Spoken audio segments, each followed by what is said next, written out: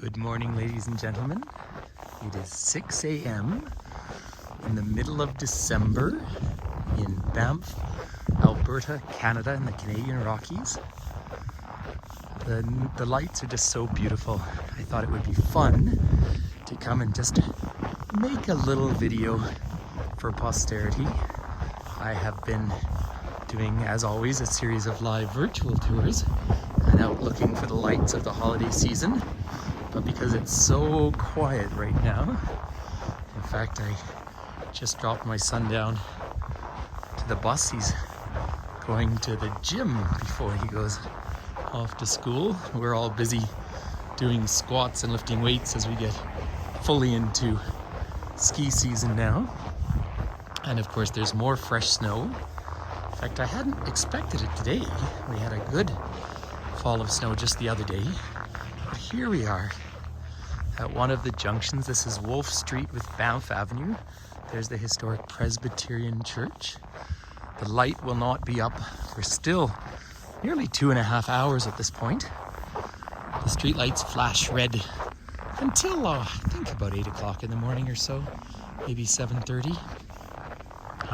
We wake up slowly in these mountain towns, although people do famously first get up to do all the outdoor sports. The flags are moving. There's a little bit of wind coming from the east. Predominant winds are from the west.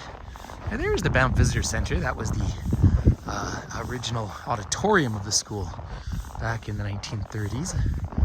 But for those who like that sense of a winter wonderland, I think it's fair to say Banff almost always lives up to that expectation. The big ravens are out. They stay all winter. And in fact, I think we'll go right out, because we can go out onto the road here. And I want to make my way up to the Banff Square. So Banff Town Centre is really only 3 sustained blocks. It is interesting. We're fewer than 9,000 permanent inhabitants here. Yet Banff welcomes over, well, several million visitors a year. Obviously, in years of pandemics, it's a different sort of visitation. But it is Canada's first national park. And fair to say Canada's most famous national park as well. The park itself had its origins in 1885. The trains arrived here in 1883. 3 workers smelled sulfur, and you might see a light way high up in the distance. That's the top of Sulphur Mountain. And they thought they would build a hot springs resort. And the nascent government of Canada said, actually, we'll turn that into a park. So we now celebrate the park being formed in 1885, but really it's fair to say 1887 is probably more to the point. And that was Rocky Mountain National Parks. And now Banff is part of 4 contiguous parks: Banff, Yoho, Kootenay, and Jasper, 2 in British Columbia, 2 in Alberta.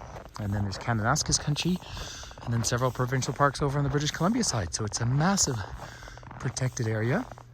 Of course, I have lots of videos showing the mountains themselves, but this is all about the lights right now. So Banff Avenue Square right here. And it's just so beautiful to see the sign. Now, Banff was obviously named after Banffshire up in Scotland, the north coast, where the first president of Canadian Pacific Railway was from. And we do say that Banff here was the birthplace of modern tourism, because literally to finance the trains, they built the fabulous, famous hotels. And the Banff Springs Hotel, I'm nowhere near it right now, but is obviously here. If you connect with my video coming down the gondola, you're able to see that. And the original hot springs of the Cave and Basin. Now, people have been living here a whole lot longer than 1883, needless to say. So just down the road is the Stoney Nakoda First Nation. And they have been here for several thousand years. And they would have wintered as much in pit houses. One imagines teepees, and this is the part of the world where teepees would have come from, but more out into the plains where the Blackfoot Nations lived here, and the Cree would have come all the way south as well to what is now Banff. So there's a huge Indigenous culture here, and historic culture, and it's an important note. Modern Banff, of course, is very much an outdoorsy ski community. We have 3 ski resorts in the national park. And And of course, when you see this sort of snow, you see why it's so popular. The lights are coming on. Little businesses are starting up this morning. In fact, at the end of this little walking visit, I fully expect to find myself a nice coffee. Now up at the top of town, you'll have to come on a live virtual tour to celebrate it. But is the Park Administration Building. Parks Canada is the oldest park service in the world. See the beautiful trees up there. But I thought on this little walk, we'll maybe just leave Banff Avenue here, and we'll go over to our one other main street in the center of Banff. Of course, those of us who live here, we live dotted around. The community is not very spread out. It's not allowed to grow, of course, being in a national park. But nevertheless, we have different neighborhoods. And we do live with snow upwards of 8 months a year. Last year I skied November 1st, and my last day skiing was May 2nd. Some people skied all the way to May 24th. And that does sound remarkable to people who don't come from a snowy place, but as we always say, it's a very dry cold. We're about 1,400 meters, 4,500 feet above sea level here, and a long way from the ocean, and so we just don't have that heavy cold humidity, and that makes it so much more bearable. Now I'm just coming up towards beautiful Bear Street, which was semi-pedestrianized, not fully. There is parking there in the summer, but they've got some winter festivals happening at the moment down through here. And there's a snow person hanging out saying welcome.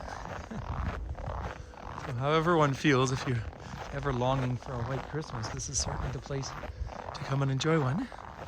So there's Bear Street. There's been exactly one vehicle down the road this morning. That's really lovely. There's an old Masonic lodge over here. And then down towards the river, I think we'll make the effort just to wander down there right now, just to see what sort of lights there might be out by the Bow River. It is about 2/3 frozen. Of course, the water always keeps flowing underneath it, needless to say. When trees become totally enshrouded in snow, we call them snow ghosts. It doesn't happen too often in town here, but out towards Lake Louise it certainly does.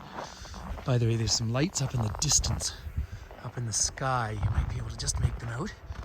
Those lights are Mount Norquay, the closest ski resort to town, really only 10 minutes away. And they're making snow or grooming their runs, getting ready, and they're having a wonderful start to their season as well, because there's just so much snow around. And it's not too cold either. Right now it's about minus 15 Celsius, which is about 5 degrees Fahrenheit, I think. So it's a bearable cold. People do ask, how do we tolerate it? Well, there's no point ever complaining about it. Just seen some footprints. I had fox prints in front of the house, or maybe pine marten prints in front of the house this morning. Those were just hair. There's people, they have lovely decorations on their homes as well. So I think it'll be quite dark down by the river here. We do have wildlife through town all the time. The bears are all sound asleep in the winter, but in terms of predators, there are cougars. We have lots of birds that stay all winter. We have a large elk population, a substantial deer population, very, very small moose population in this national park. More moose up around Jasper. But it's just a magical place. And it's motivating to get up and out in this fresh air. And it's nice to be able to walk, and hopefully you can hear the crunch of my feet through this fresh snow. Here's some more tracks from animals. I don't know who that is, although I can tell you that could well be a coyote. And why I say that is usually when they're predators, they see them walk in a very straight line. Unlike a domesticated dog, for example, predators are not going to waste energy by running around. They'll be going from A to B. So here we are by the mostly frozen Bow River. There's the lights of Mount Norquay up in the distance, where they're getting ready for the day of skiing. And then if I gently curve around the other way, just maybe we'll make out, there it is, the silhouette of magnificent Sulphur Mountain. See the lights of the lodge that's on the top of that by the gondola. So that is just a little morning visit to beautiful Banff in the Canadian Rockies.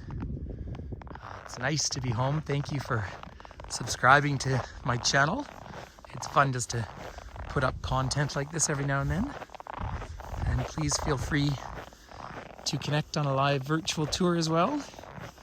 You'll find them listed on my website, or just have a look online and you can find us. So have a lovely warm day wherever you are in the world, and happy holidays from Banff National Park.